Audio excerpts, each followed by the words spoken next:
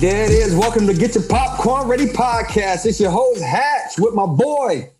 This is T.O. Man, nobody. Say your full name, man. Start, you know what I'm saying? Nobody know you by initials anymore. Well, you just said Hatch. Who knows you by Hatch? You know what's funny? They don't know me by my real name. So everybody knows Hatch. They don't know it's Matthew Hatchett, but they know, oh, Hatch, yeah. You know, so we're kind of the okay. Point taken. Nobody. Sometimes people don't really know.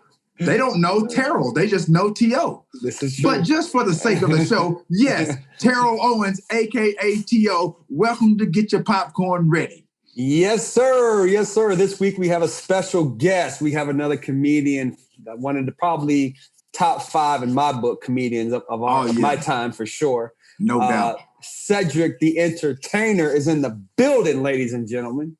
Oh, yeah. You talking about will laugh your socks off? Yes, sir. Man, I'm telling you, if I had his jokes like his mind, bro, I would laugh at girls about their panties, boy. You hear me? I would laugh about their panties, boy. Hey, again, he's been in everything, right? So actor, comedian, obviously, right? He's did Johnson Family Vacation. He was Eddie in Barbershop. How many barbershops they had? 2 or 3 of those? I don't know.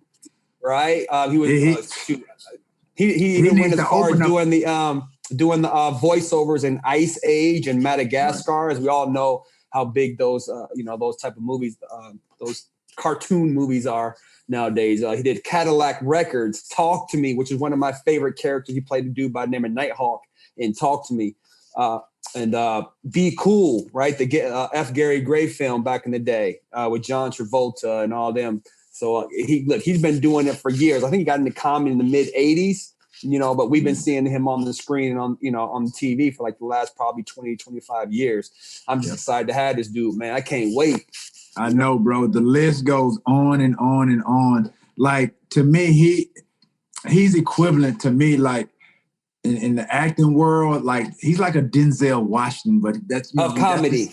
Denzel of comedy. Yeah. Like, you know what you gonna get when he gets on stage. You know what I mean? When he performs, like, you gonna get that fire. Yeah, he's as good as advertised. You know what I mean? Anything that he gets in or he plays on, like, bro, it's refreshing. Like, I look forward to watching. So I'm definitely. Have you ever went to go see him live? You ever went to go see Ced live?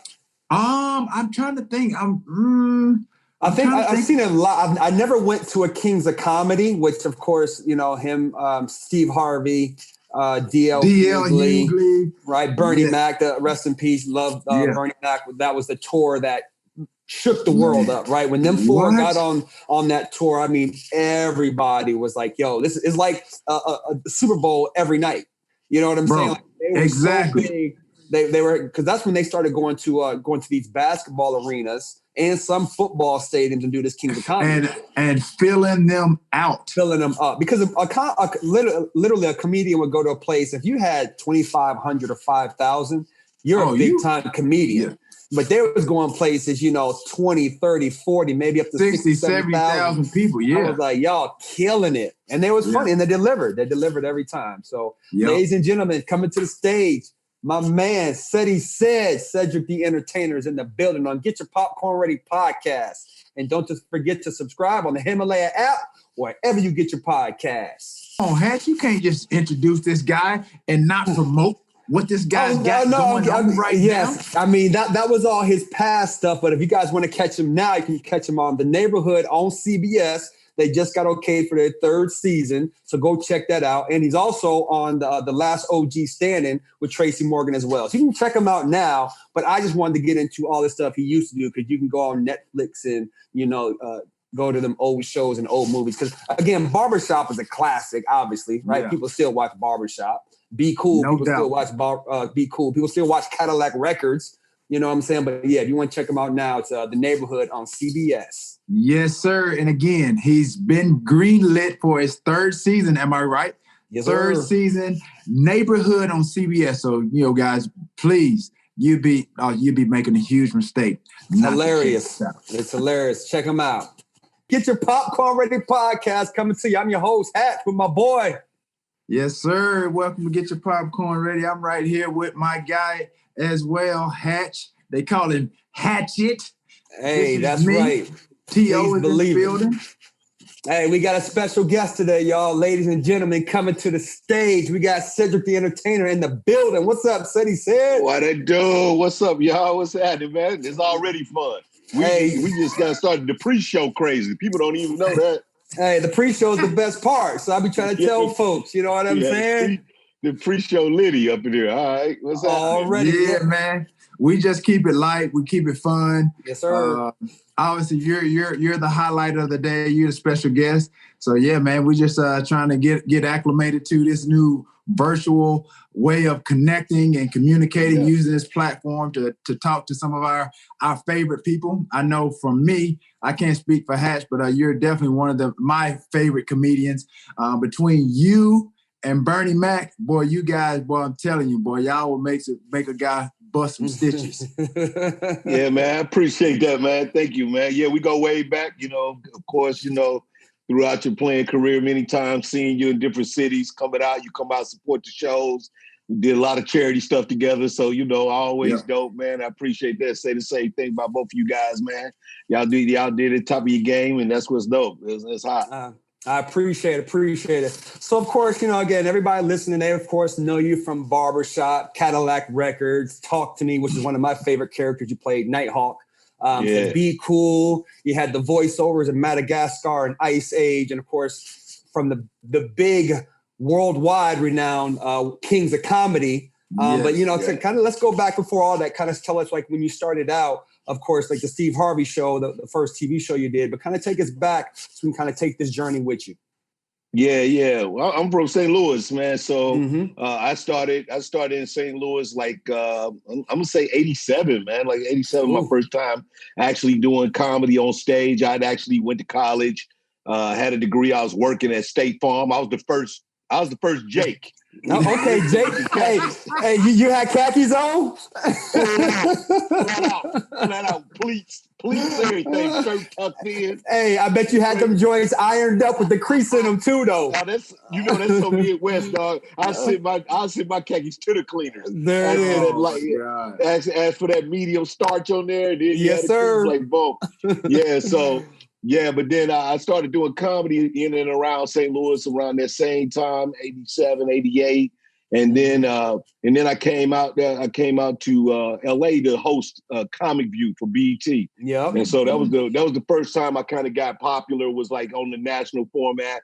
I did shows like Def Comedy Jam and Showtime at the Apollo and stuff like that. And then that basically led me to the Steve Harvey show. Me and Steve was very cool. He was one of the first people to put me on, man. Like when I was first touring around, he had a comedy club in Dallas. And so I got to Dallas to go to another club. And when I got there, they canceled me. And I drove down there. I was expecting to make $300. They canceled me. That hurt. That $300 hurt right there. Woo, I'm shook, dog. I don't know how I'm going to get home. And so Steve had his own club first, back in the day when they was having like first kind of the black clubs. A little spot called Vuku Ray in Dallas. And he put me on, let me go up each night. And he gave me $200 and let me get home. But then he booked me to come back to be a headliner like a couple of months later. And that was the first time I got paid $1,000 to do shows. So that was big, man. Hey, first time you got paid $1,000, how'd you feel? What? Who drank it?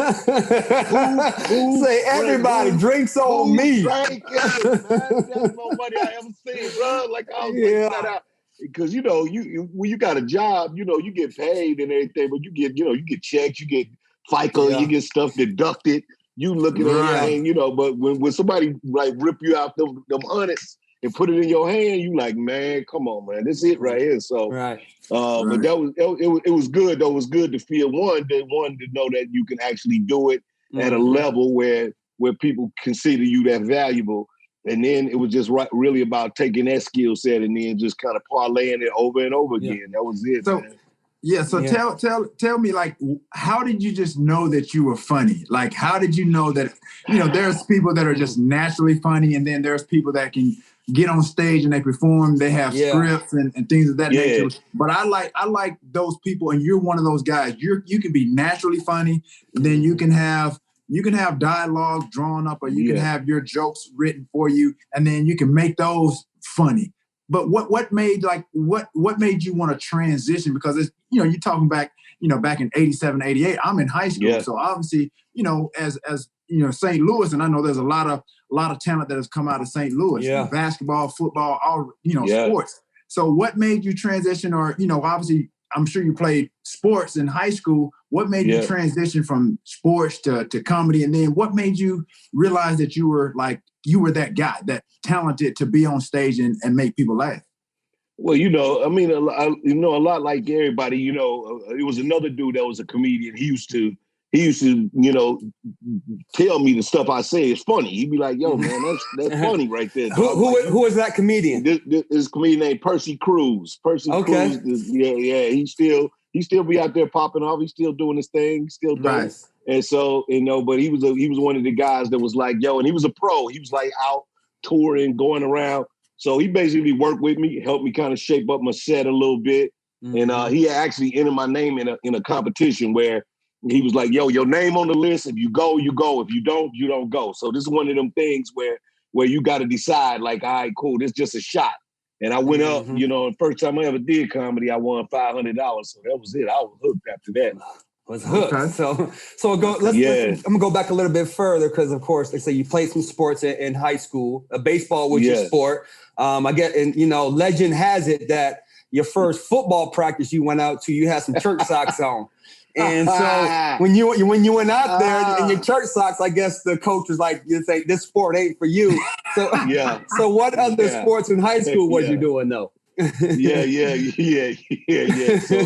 So definitely, like, basketball team. Now all these things are like these things where, you know, like in your neighborhood, you know, like a lot of people. I was, you know, above average, if you will, sandlot player of everything. Okay. Football, there you go. Basketball. You know, I come out on the court, I could handle mine. I had game, I could shoot, I could dribble. You know, when I played football, I had good balance. So I was a running back because I was like fullback style. Like, you know, like Earl Campbell was one of my favorite kind of running backs. So there you ran hard, you ran powerful. And so, but organized sports was a little different. Like, it was just because, you know, I grew up single parent household. So my mom's didn't really understand it. Like, you know, the idea of this, you know, like coaches making you a man and grabbing you by your face mask. Yeah. You know, my mother. Don't you touch my son. Yeah, my mother she was an educator. She couldn't even see it. So that's what happened on that day. I wore, you know, I was more of a dresser in high school, and all through high school, we, you know, it was a bunch of cats. We like to wear clothes. So I went to school and I wanted my little fit to match. So I had on like some thick and thins that was the color. We was blue and white. So I had on my you know, my athletic socks, and then I put on some thick and thins, like some blue ones, to pop off against my white bottoms on. Yeah, you know what I'm saying? I was the first, man. Come on, man. I was the first TO, man. I was out there clean on the side. Clean. Hey, right. Yes, sir. I got the towel tucked in right. I got the, man. That coach looked down and saw those socks. He said, man, what? He made me the tackle dummy for the linebacker. Oh, my God. So you come with me. Mr. Clean, come here. Yeah. So I had to run in place while all the linebackers just like, they'll do their drill and they'll run and get past the dude, and then they just get the tee off on me, dog. Like while I stand and run and play. My mama happened to be pulling up to pick me up and saw that. And give me my baby. I was off the football team. Like that. That was it. I played basketball 1 year in 9th grade, played basketball, but then I didn't grow enough to really be competitive in basketball for the, you know, the high schools was real serious back then on that basketball. That was the most one it was serious on. Back in St. Louis, you know, we turned out a lot of decent basketball players. Yeah. St. Louis, actually, y'all the new hotbed for high school football too right now. Y'all got a lot of 4-star, 5-stars where everybody's kind of going to get some good high school players. So that's your football experience, but you still follow the sport. You love some football, right? The Bears. Yeah, indeed. Team. And of course, you're from St. Louis. The Chiefs just won. Are you going to switch up and leave the whole Pittsburgh Steelers? Or you going to switch over to the Chiefs now, or what's up? Well, St. Louis, the Rams was our team. So you know what I'm saying? So I feel like I got lucky, man. Like even though they left the Lou, they came out here where I am now. So I still rock with them a little bit. But since I was a kid, the Steelers was my team, man. So I'm just always, that's one of them diehard situations. Yeah. And then as I grew older, I became the Bear. So I said Bear. My company is Bird and the Bear. So then I started dating this girl in Chicago. So then I started rocking with the Bears. And so I got these squads that's kind of like, I kind of like circle around them. Some of them just long suffering though, man. Like, like the Bears the Bears you just go. Yeah, you just like the logo. You just like it because it's a Bear logo and the colors go and Chicago dope. You know what I mean? Like, So who do you root for if it's the Bears and the Rams? How do you rock? I mean, who you rock? I rock the Steelers first. Steelers period. That was my high school team. First, that was growing up. I was a huge Steelers fan. Yeah, Steelers first, and then everybody else kind of like. Then it's Rams, and then the Bears, probably. Yeah. Okay. Gotcha. Okay. So now that's your football. Now what about basketball? You was a Bulls guy. You was a Jordan guy. Bulls guy again. But again, that was one of my first real opportunities to be live in the stadium because Chicago. I'm from the Lou. Chicago was our Vegas, if you will. It was a quick little hour flight. You could jump up, fly up to Vegas, Chicago, kick it for the weekend, or you could drive up there in 4 hours. That's what we did, when we started to come of age. And so, and of course, it was also during that time of the Jordan run. So it was fun to be a part of that situation, like just going to the games and hanging out. So, just became real Chicago fan.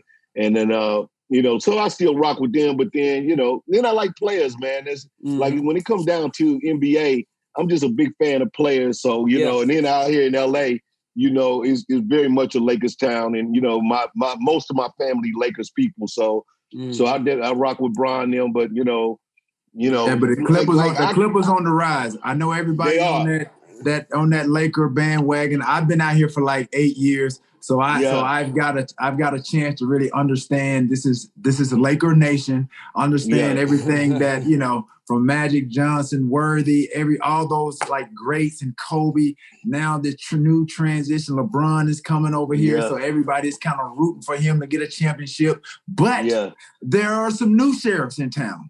Paul George and Kawhi Leonard. They are the new sheriffs in town. I agree. And right now, I have a bet with one of my good friends. He's a longtime Laker fan. And, I told him, I said, bro, after Kobe, there's no more championships coming through here for a long, long time. And I really believe that because, if you look at I'm just telling you, I'm a basketball guy at heart.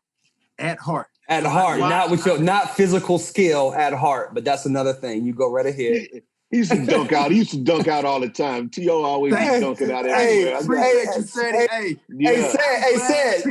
just hold on. No, say just because you can make a joke, don't make you a comedian. Just because he can dunk, don't make him a basketball player. That's all I'm saying. I'm glad people have witnessed my game that I've co. And you're really, 6'3". You're supposed to be able to dunk. I don't have to say much. People come on here and vouch for me. Even though this guy just constantly try to hate on me, people come on here saying, I appreciate you saying that. We're not even going to get on me right now. I know I'm a baller. But let's talk about these Lakers and Clippers, what I was alluding to. Granted, LeBron, by far the greatest athlete that has put on an NBA uniform. My two guys, Michael Jordan, Kobe Bryant.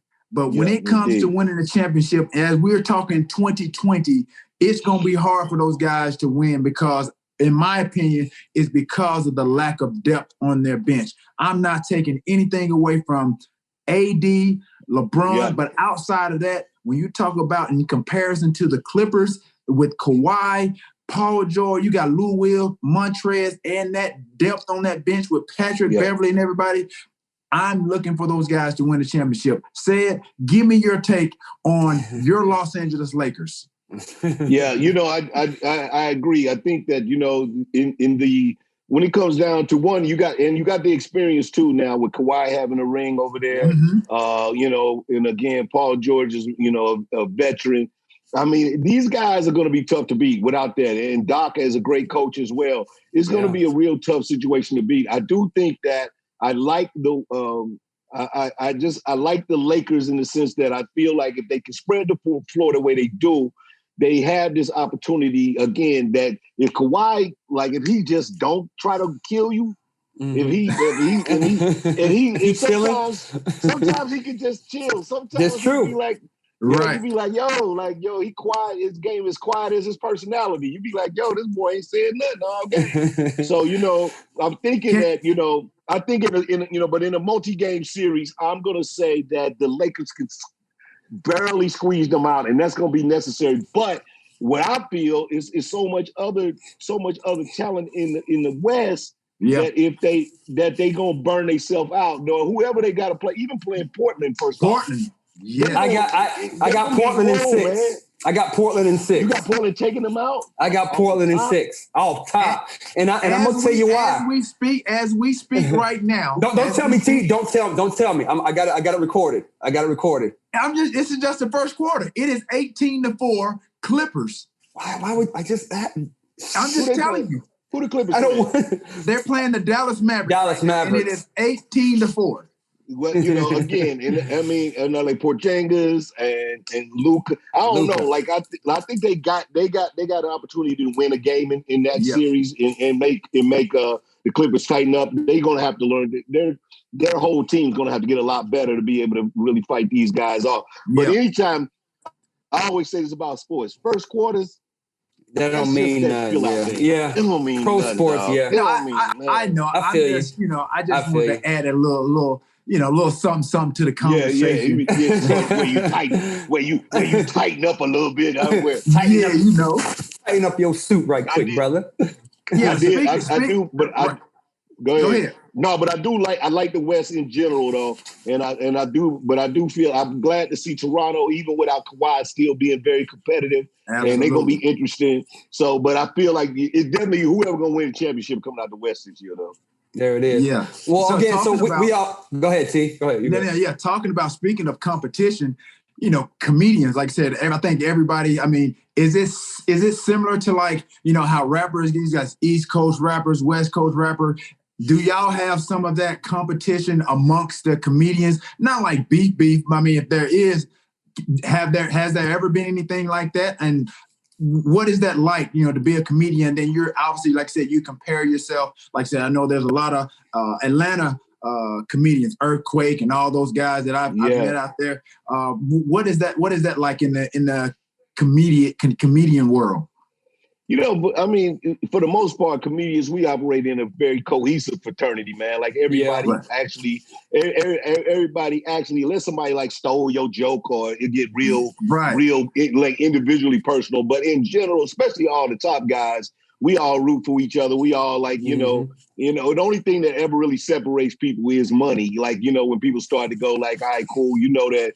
Like it especially at this time, everybody got to, you give Dave Chappelle that king status and Kev Hart, you give them they big dog status because they making big deals and big moves. But as far as comedy goes, comedians usually just rock with them. They like to rock with each other. Everybody like to have fun, and both of them dudes, they both is like, shoot, everybody come with me. They don't really care. Neither one of them. Chappelle let anybody get on the stage with him. Can't let anybody get on stage with them, so they never like nobody like afraid or hating on somebody. Cool. So it's been really like that, and the main thing is to kind of for us is to lift our ladies up. You know what I'm saying? Because we got dope female comedians, and I know that they talk about doing that in with the WNBA and how do they try to maintain where everybody like. Is like the athletes are the athletes. And so, from Samoa's to Adele Givens to Monique's to all of them, to Leslie's, all of them, we trying to figure out like how to make sure that they lift it up as well. Like while all these guys out here like churning down this bread, like, that's a good thing. We got to give them their roses too while they here, just as well as everybody else. So that's awesome that you guys are trying to do that, especially at this time, the climate in which we are as a country anyway. I mean, it's always awesome to kind of empower and uplift our women. So that's big ups on that, man. Hey, Hatch, have you got your box of awesome items yet? You know I did. And to get started, all you have to do is take a quiz, because I took the quiz at boxofawesome.com. Your answers will help you pick out the right box of awesome just for you, right? They release new boxes every month across a different ton of categories. It's free to sign up. You can skip a month or you can cancel at any time. Each box of awesome costs only $45 and has $70 worth of gear in it. So get your swag up, T, for once in your life and get you a box of awesome. This is a rather inexpensive box. I mean, you know, you talk about a box of awesome. If I get up in that piece, you know what I mean? They may have to increase the price, you know what I mean? Because I am a lot of box of awesomeness. But anyway, get 20% off your first monthly box when you sign up at boxofawesome.com and enter code popcorn at checkout. That's boxofawesome.com, code popcorn for your 20% off your first box. I don't know about you, but I've received, you know, some of my box of awesome collections. The box is really nice. I know you don't have a box yet, so you might want to grab one of these box of awesome things and upgrade your life a little bit, Hatch. Upgrade my life? No, I'm going to upgrade you by Bespoke. No, I'm going to upgrade you with Bespoke. Bespoke Post is here with customized box of awesomeness collections for guys guaranteed to upgrade your life. So I know you need a little help, T. So get your little Bespoke Post in your life. Bespoke Post only sends guys the best stuff every month, no matter what you're into, including you. I'm covered, bro. Box of Awesome has you covered. From style and grooming goods to barware, cooking tools, and outdoor gear, Box of Awesome has carefully built collections to every part of your life. And to get started, all you got to do is take a quiz. I took the quiz at boxofawesome.com.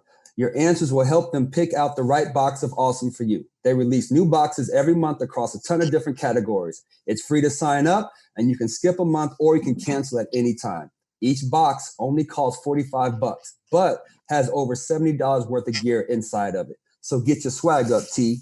No, yeah, and everybody loves a discount. So Box of Awesome, they're giving 20% off your first monthly box when you sign up at boxofawesome.com, and you have to enter the code popcorn at checkout. That's boxofawesome.com, code popcorn for 20% off your first box.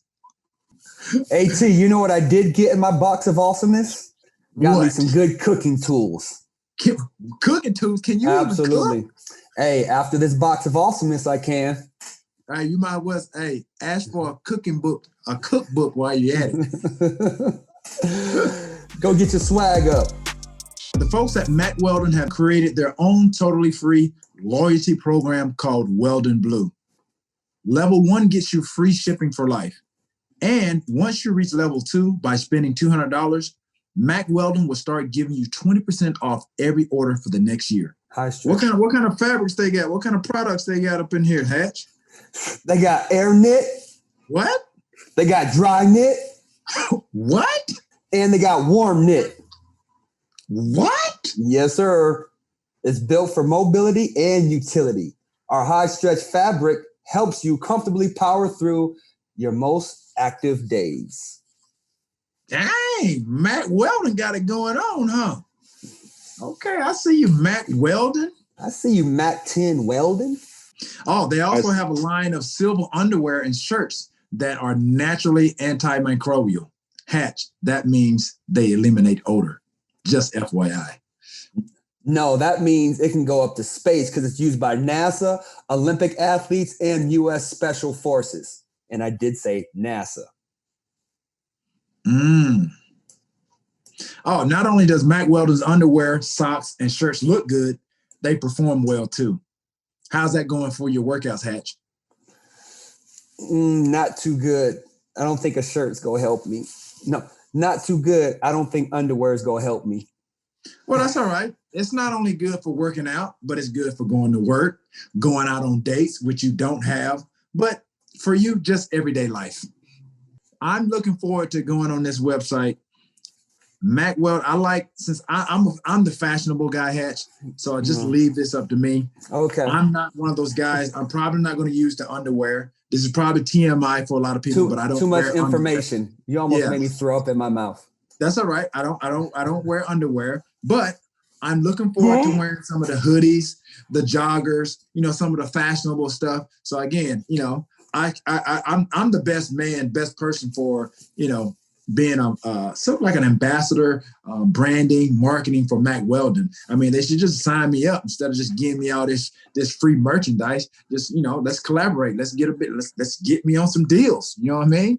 I tell you what, T, you can be very specific on what you order from Mack Weldon, but me, they can send me whatever because I make everything look good. I know what they need to send you. They need to make some masks and put your mask on your face. That's what they need to make. They need to add that to the list. Mack Weldon face mask coming to you from the Getcha Popcorn Ready podcast. Just go visit mackweldon.com/popcorn and enter promo code popcorn for 20% off your first order. For 20% off your first order, visit mackweldon.com/popcorn and enter promo code popcorn.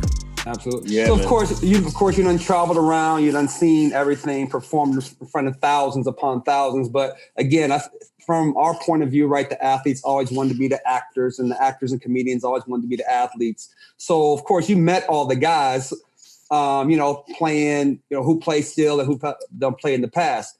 Name some of the people that you've seen, like that wanted to meet you backstage. You was like, oh, this is cool. I'm glad I got to meet such and such, or he was cooler than I thought, or maybe somebody was sitting in the audience that you didn't get to meet, but you wanted to meet, like at one of your shows. Man, I of course, like you said, it's been a long, illustrious career, man, and so definitely had the opportunity to meet some dope people.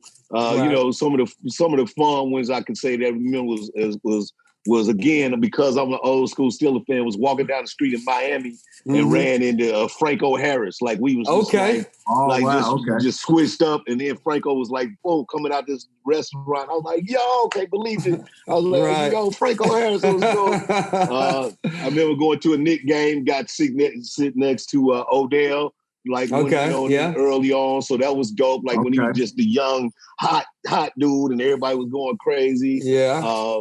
When it comes to that, Dion, back in the day, Prime was like bigger than life back in the day. So Prime time.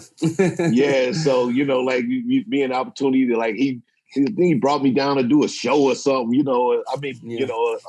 And so it was like fun just being around his personality and able to just kind of kick back with Prime. And so, I definitely had like some cool, even old school basketball players, like Elgin Baylor was at this event before, classy gentlemen. You meet these people and they be like real classy dudes, and you say yes sir to them. Yes sir. Yeah, yes, exactly. Sir. Yeah. You find yourself being in a situation like yeah, man. And of course, being able to play golf with Dr. J, like one of my great legendary dudes, and being able to hang with people like that been awesome. Hang with Magic Johnson, MJ. Like I had a through comedy and had my run-ins with some really dope people. T.O. of course too as well. So hold on. Don't put T on that list. Don't put T on that list. Every time I do sit-ups in my driveway. You heard who he followed me up with. You heard who he followed me up with, MJ and some of those guys. You know what I mean? You know what I mean? Hey, let's go back to your career a little bit. Of course, again, acting and comedy is, runs hand in hand with you. Give me like a movie that you saw that you was like, man, if I could have been in that movie, that I could have did this, and give me like what role you would have wanted to play in that movie. Like I always envisioned you in Life. You know what I'm saying? Everybody always wanted you in Life. And I'm like, why wasn't said in Life? Right. You know what I'm saying? So what, Life is a legendary one. Probably for me, have been Coming to America. I love the dude that owned the apartment building that they came in. I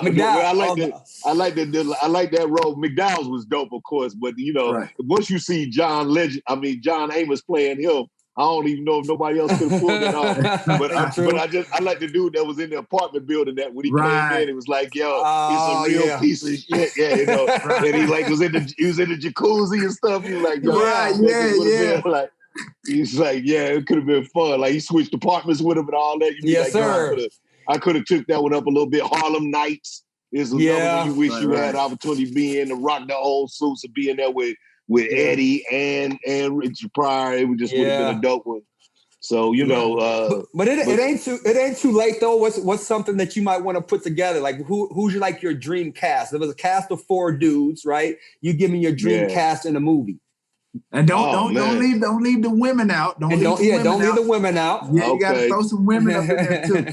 Oh man, well you know, I got a movie idea I love that would be like dope for me, Eddie Murphy, Jamie Foxx, and then of course like in my movie, I wouldn't want Regina Hall in all my movies. She one of the funniest comedian, you know, actress, comedian, beautiful, great personality. Yeah. So I want Regina Hall in there. You know, what about the up and coming Tiffany Haddish? Tiffany Haddish is legendary at all times. She good. She my good friend and great peoples, and so and then you know there's a lot of little young dudes like the DC Young Flies and them cats. Yeah, I like seeing roles for these dudes. Carlos Miller. Like these young guys, they don't get a lot of like pop, but I just see like if you get them the right role, they'll just knock it out the box. So yeah, right. Yeah. So Mike Epps, I like doing movies with Mike Epps. He's one of my guys too. So if you've done everything in the industry, you know, so are you gonna be producing and directing in the future? Yeah. So I produce, my TV show now, and I got other shows that I'm. The Neighborhood on CBS. Yep. Exactly. Congratulations on going on your 3rd season on that as well. Yeah, big up, man. Thank you, fam. And let me put it out there. If you need an actor or you need anybody, I would like to, right now, let me be the one to tell you I am into acting. I know you may not think it. This guy right here, he's not. Give me no kudos. Just because he looked like a comedian, don't mean he's a comedian. Hey, Cedric, I've done some acting, man. So help a brother out. This is a good time to be a black man in America. You know what I mean? True. We helping out each other right now. That's right. I got you. I see. And then with the glasses on, you could be Men in Black 4, 5. You can already be like him. Yes, sir. Oh, heck yeah. That's funny. Hey, man, got Cedric the Entertainer on Getcha Popcorn Ready podcast with me and T.O. Of course, let's say you're from St. Louis originally. And of course, you have, there was a lot of the movement and a lot of these things that's been going on up there. I think, in the last really 5-6 years for you guys been, at the forefront of all this. So anything that you've been going back and trying to do, help your community out with any of that stuff? Yeah, it's several things. Of course, the Mike Brown thing was one that set it off for St. Louis. It was very close to the neighborhood where I grew up with, and so. But a lot of those initiatives are things that me and my manager, who still lives in the Lou, we stay very active on all the political fronts. Everything. We just had a really great involvement with getting people out to get some really cool people elected. So we had some changes going on there, and some of the the representative roles, both statewide and citywide, and also the district attorney. So, these are things that we just, again, try to lead these initiatives to get people out, get them involved and vote, ride share programs, throwing the cars out there, getting the vans out there for the old elderly people. And so we work with a couple of great organizations, of course, like Urban League and 100 Black Men and those kind of things, to make sure that we're participating with people that got boots on the ground. So those are kind of the things that we do there, of course. And then my big initiative is women's health. I do, the Rosetta Boys Kyles, my mother's name. It's a women's health facility in St. Louis that I have with my mom's name on it, that we do great work there to make sure that one, for both young athletes, but women's health all the way up the board, from cancer to just sports injuries to everything, is where we try to be able to focus on how do we keep our women strong. Like, again, all motivated from being raised in a single parent household with my mother who's both mom and dad. Yeah, awesome. And speaking on those topics, and obviously, like I said, we're we're on the cusp of obviously a new election. Not to get too political, but just to touch on some of it. Joe Biden obviously nominated Kamala Harris, a VP. What do you think about his pick with her as far as the first Black African female to be in that position? And then I think as a Black community, I think just listening and me strolling through a lot of timelines, and I'm trying to educate myself about, and I have become more knowledgeable about everything that is going on with our government. But I think as a Black race, Black community, I think what I've heard with Joe Biden, because again, you're hearing mixed stories, obviously, with, what he support, what he doesn't support. And I think with the Black community, I think the concerns with him being president is just like empty promises. So what's your take on that?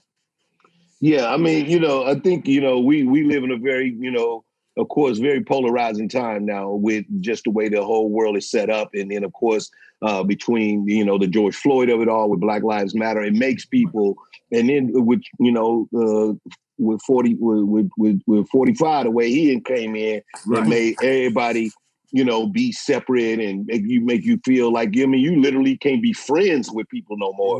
That was cool because of this, the way he's polarized people in politics. And so for me, I just think that anything other than that, not saying that but I really am not a big fan of this whole two-party system. This idea that we got, we supposed to be in the land of the free, but we literally only got two choices, either this guy or that guy. Right. You know what I mean? Like, Absolutely. And so, but that being said, it's important that we all get out and get involved, get encouraged to vote, whatever your stance is. But I believe that Kamala is going to be a great asset to him. I believe that, again, everybody's got a story to tell. So people love to be able to point out your dirt and then say that's what you all about. But all of us know we are not the sum of one event in our lives or two or three. Like, and generally we hold people. And so, I think that when people try to, cast aspersions on any aspect of their personality, what I do know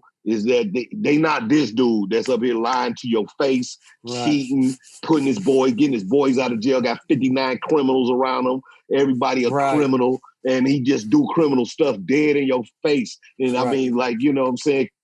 Be like the old days. Keep it in the dark. Do it at night. Don't let us know. Yeah, I don't want to know. Come on TV and just tell me you just gonna push me in my head and then do it. The one finger. No consequences. And say you gonna do it and then do it. And then he do it. Whoa. Already. Right. Yeah. So I mean, but politics is very polarizing right now. But I do think that, needless to say, that if you don't vote, your opinion don't count. So nobody want to hear you on Twitter the next day talking about what you think if you ain't get out there and at least cast your vote. So do that part. Exactly. Yep, do that part. Yep, coming up November 2020, get out there and vote, everybody. Again, it's gonna be a big one. So another segment we like to do on this show is we call Stardom Ventum or cut them, right? Of course, you know what I'm saying. So get your mind right, Sid. Hey, we done had a couple people on here. They done bowed out. They done bowed out gracefully now. Wow, y'all don't make it easy then. It ain't gonna be easy. So I gotta give it to my boy Hatch. He comes up with some nice ones. If anything about this show, I love this edition to start, bench, and cut them. Yes, sir. Yes, sir. I'm coming. It's gonna be. It's gonna fry your brain for a few seconds. Yes, sir. So we gonna take it to the football world though, right? We're gonna take it to the GM hat on there. My GM hat on, right? All right. Career, total career, right? Who out of these three? Cut one, start one, bench one. Franco Harris, Walter Payton, Jerome Bettis. Like I put two Steelers on there because I know he gonna have to decide. That was rude. It was straight rude. That's what it was. It was rude. It was rude. I know you're a Steelers fan, baby. All right, so man, so on this one, this he rude. Right? Hey, you ain't lying. It's cold-blooded. But this is what I'm gonna do on this one. I'm gonna start Walter Payton. Okay. Respect. I'm a bench. Oh, cause Franco. Oh, you gonna bench. And I'm gonna cut JB, man. You gonna cut JB, okay, huh? That's fair. That's fair. I like respect. That. I like that. Respect. Cut the bus, man. Okay, let's go to another Steelers version of this. Okay. Let's go to the receiver position. Lynn Swan, which I know who you loved because you was a Steelers fan. Everybody who loves Swan. Hines Ward and Juju. Bench one, start one, cut one. Yes, sir. You gotta do it. Start, cut, bench. Wow. You know what? This one might surprise you though. Like, I'm thinking about the game as it is today. Yeah. Okay. Fair. So I'm actually going to start Juju. Ooh, that is a surprise. Wow. I'm actually going to start Juju. I'm going to bench Lynn Swan and cut. Oh, the house, that don't even sound right, huh? I don't even like that one. I don't like that one. Let me go back. You know what? I'm gonna bench Hines Ward and I'm gonna cut Lynn Swan. You gonna cut? I like that. You gonna cut 4 Super Bowl rings? That's what you gonna cut. Wow. Okay, see that wasn't too bad. That wasn't too bad. Oh, dog, you got it. You ain't gonna put no comedians in there. I'm gonna let him just give us the top because I know he breathing heavy over there. You letting him off the hook. I'm gonna let him off the hook, but we do want your top. We do want your top 5 comedians though. Okay, yeah. Oh man. This is actually good, Sid, because now you don't have to really. You don't really have to disrespect anybody. And this yeah. Okay. This is your personal. This is your top. Is it an order?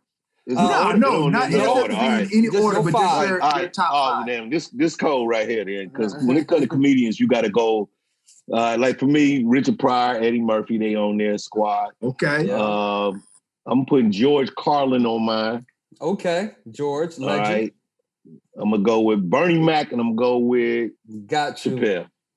Chappelle. Put Chappelle on there. Up there. Ooh. Yeah, don't put Chappelle up there. He legend. Yeah. That's not Richard Pryor, Eddie Murphy, George, and Bernie Mac, and Chappelle. Those are some nice. Yeah. Carlin was one of them super dope, like great writer, underrated. But it's so many. I love comedy so much. There's so many people that I'm just like hate that I can't even say. Like, you know what I mean? Like, right. Of course, the late Robin Harris was one of my favorite. Oh man, kids. Yeah, Baby Kids. He inspired me to do comedy because he was the first dude that looked like somebody's uncle on stage. And I was I was like, you could do that? You could do that? You want to have on leather suit? I was like, Right. For me, Sid, I think I really gravitated to Kings of Comedy. I remember because I think I may have been in San Fran and you guys were doing y'all tour. Y'all was in Oakland.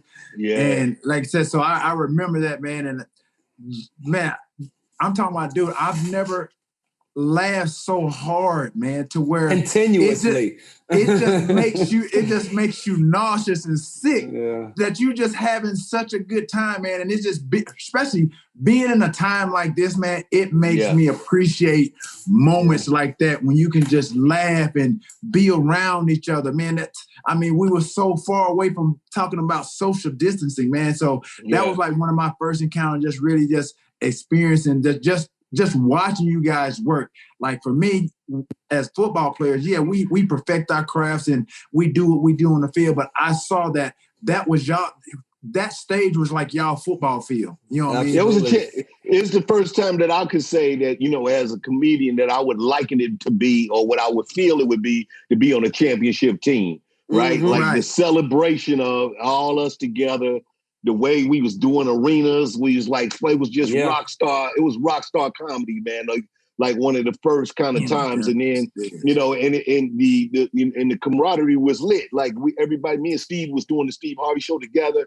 Then we would leave and go do the tour together. We fly back, and then and B Mac, he was able to get his show off the King's Comedy. So you think the Bernie Mac show is a direct joke that he did on the Kings of Comedy, that the whole setup. And then, you know, and then DL is still out here like legendary doing his thing. So, you know, I like that elevation. You feel like the Beatles. You feel like, you know, like anytime somebody just came in and did some new addition, they just was big and then they stayed they stayed relevant to you for your whole life. You like, yo, they still popping. Like, I like that. Man, because comedy is such a individual sport, if you will. Yeah, that's your first time to have that team camaraderie. I definitely understand that for sure. Yeah. Yeah. Oh, you know, man, I mean, T don't understand it because he's not a team guy.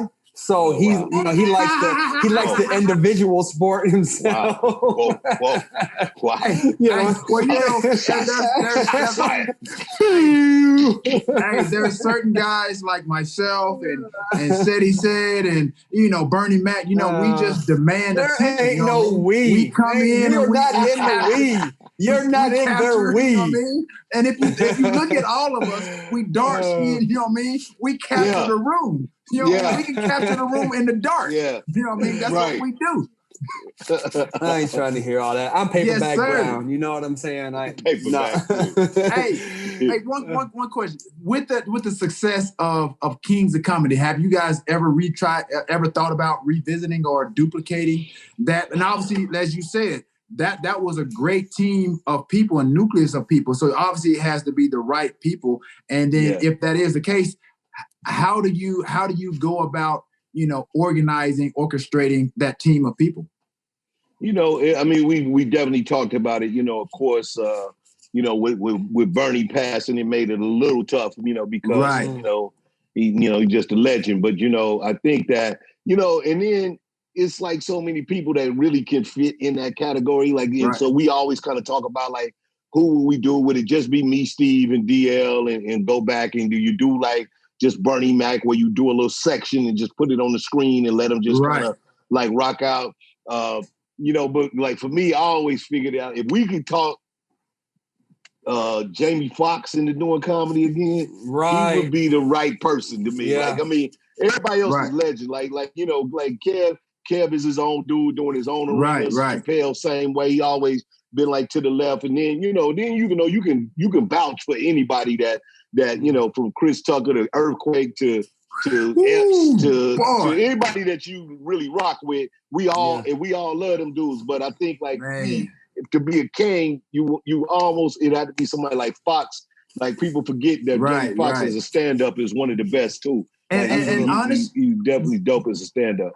Right. And honestly, to be honest, especially against, you know, trying to, you know, come out of this pandemic and obviously trying to bring everybody together, bring the Black community together, I think this will be an ideal time to kind of do that and segue as we kind of, because, I mean, we're not going to be in this COVID situation forever. But I think coming out of it, just to kind of keep that momentum going of exiting COVID, trying to uplift everybody, you know, like I said, all lives matter, but Black lives, us as a community, I think that'd be a great time to kind of do that. Yeah, I like that. That's smart thinking right there. That might, well, you know, I can be that might be all right. I can executive produce. You can come out and do like a tight 2-3 minutes at the top, yo, just like yo, everybody was I can bring y'all in though. I'll bring y'all to the stage. No, he can't do that. The only thing this is what he would do if he came out on the stage. The first thing he would do is take his shirt off. That's it. That's all he gonna do. That's all he gonna do. Whatever I need to do to get the crowd whatever I need to get the ladies going. Do some sit-ups. He gonna start doing some sit-ups and some push-ups right there on stage with the shirt. It's all part of the show business, baby. Whatever you do. Get your popcorn ready with Cedric the Entertainer. He is in the building. Yes, sir. No, Cedric, we appreciate you coming on, man. Taking some time. Man, you know big what I'm saying? Already, we appreciate it. It's been a lot of fun, man. I appreciate y'all, man. It's been good. And so, you know, the show been popping and people always talking about y'all. You know, this is good, man. So it's good to be a part of it, man. Big up. All right, thanks. No doubt. Thanks a lot. All right, appreciate it, man. You take care of yourself, young fella. All right. Holler. Yeah. There it is, ladies and gentlemen. The entertainer, Cedric the Entertainer. Ladies and gentlemen, on Get Your Popcorn Ready podcast. I told you that dude's hilarious, man. That's my guy right there, man. Good man, people. You didn't have to tell me. Trust me, bro. Bro, trust me. I was so real just trying to explain. Like I almost got overwhelmed with the emotion, just kind of like I said, he's like one of my top comedians that. Yeah, he's like, my top 5. Yeah, like sure. When somebody asked me, like, well, who do you like comedy-wise? You know what I mean? Like, you see all these guys like, Will Ferrell and, all these, Adam Sandler. They're great. They're good. But when it comes to he possesses it all. You know what I mean? Yeah, because he's got that range. He got range. Yeah, exactly. You know when he does the mechanic dude, and he put the little cigar right there and start talking about Bro, he goes into full character. Like he said, growing up in that environment, growing up in the hoods, St. Louis, like being around uncles and granddads and big cousins, Pokey, Nook, all man. He's tiny. Right, dog. Man, he has it all, man. It's just so refreshing just to see all this stuff come to life. Yeah. And he's just funny, bro. He is hilarious. Dude. Yeah. Again, like I said, we've had Russell Peters on the show. We have Bill Bellamy on the show. Some great comedians as well. You should appreciate having Cedric the Entertainer come on the show today. Bless us on Getcha Popcorn Ready podcast. Yeah, you know what? I can't wait till we get our first female comedian on the show. Female comedian. Yeah, I look at my pitch would be Tiffany Haddish, but guess what? Tiffany Haddish. Okay. I like some more. If you've never heard some more, that hilarious. Might not be for her. That's not for everybody. Her audience ain't for all ears. That's for the grown. For the grown, man. Hey, that's for the grown. Listen here, people that's listening. Hey, y'all go check out some more. That's SOMMORE. Y'all go check her comedy out. Hey, let me tell you something. You better have some. You better have some grown ears for that comedy. Yeah, because she going in. What? But it is hilarious. It is, trust me, it is rated R. It is not PG-13. So let me tell you, go listen to her, get ready. It's rated R50. You got to be 50 years old to be, you got to be an adult. Hey, it's rated R.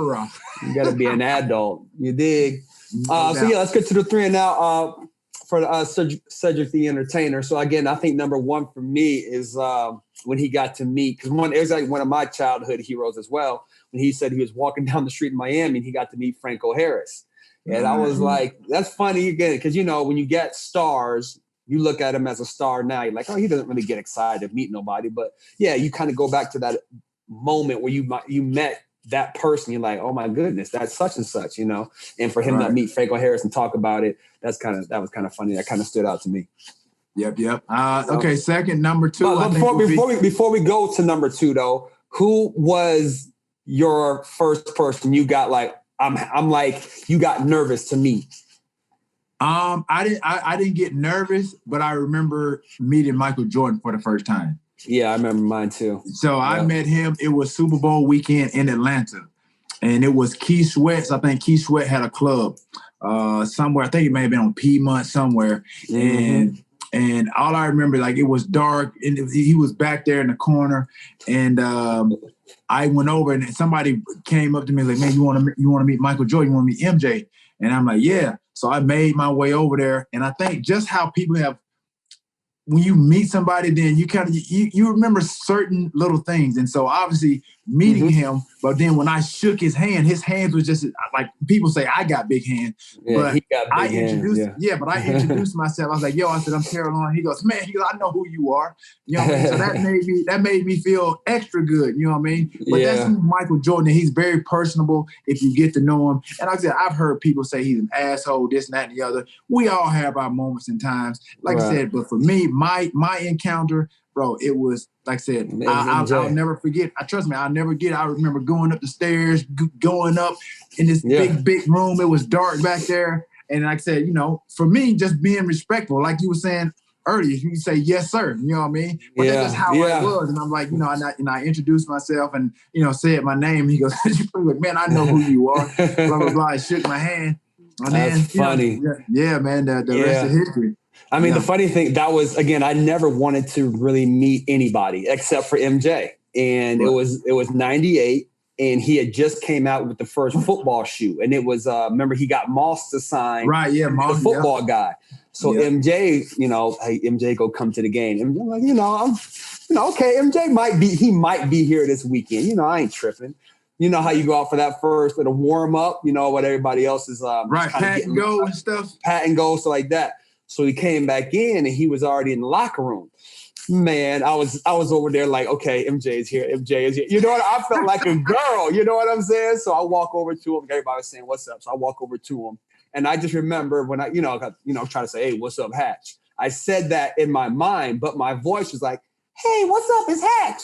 Because my voice went so high. Oh my God. I was like, what? And then in inner monologue, I'm like, did my voice just go high? And I remember my forehead just started sweating. And I'm like, this is MJ. And he, we were having a conversation, but I don't remember nothing I was saying. I'm just I'm looking at his mouth move like this, but I'm just like shaking his hand.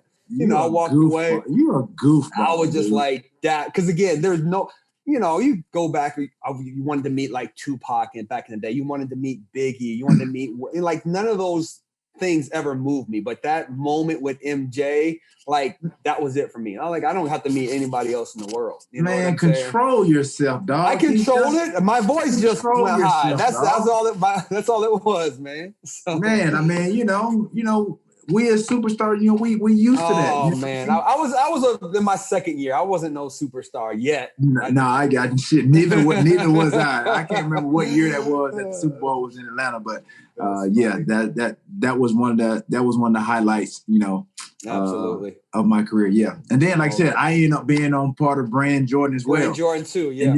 And then, dude, it's so crazy that I've forgotten. Sometimes I forget about this. And plus, I met his nieces like years ago. And dude, I actually rode on a PJ with him. We went from somewhere to North Carolina. I think his niece had a birthday or something like that. Man, you know how we do. That's how we. Yeah, little PJ. That's all right. That's all right. Audience, for those out there who don't know a PJ, it's a private jet. But just go ahead. Yeah, it was not pajamas. Not pajamas. Not pajamas. So yeah, let's get back into this Cedric the Entertainer episode. So number two. Back to the number 2 of the 3 and Out. I would say it was the Kings of Comedy, I guess. Yes. Yep. His new idea, his version of it. Yeah. Just to have that, and obviously, I think he said the person I think to get this off the ground will be Jamie Foxx. And if Jamie Foxx is listening, and you listeners out there that follow us on and subscribe and all that good stuff, you guys reach out to Jamie Foxx and tell him to come on this show. Yeah, he's running from us right now. Yeah, man, we want to get Jamie Foxx on the show.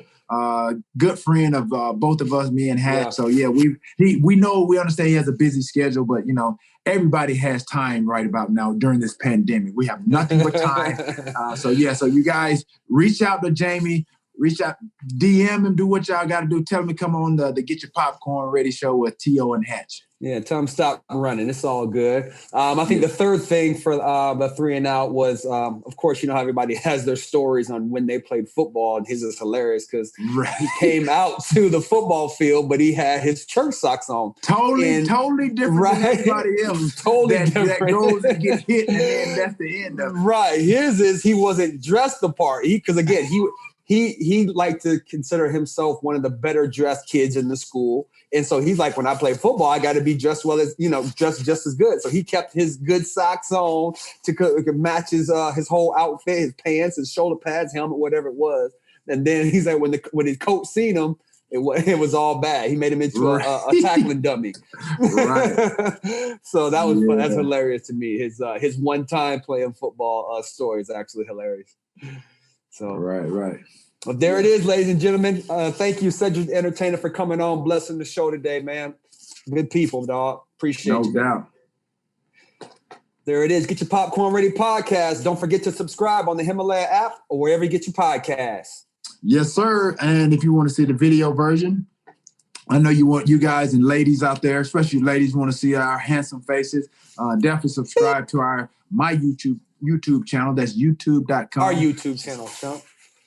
I own 50% of it now. It's all about me. It ain't about you. It's youtube.com/Terrell Owens, not Hatch.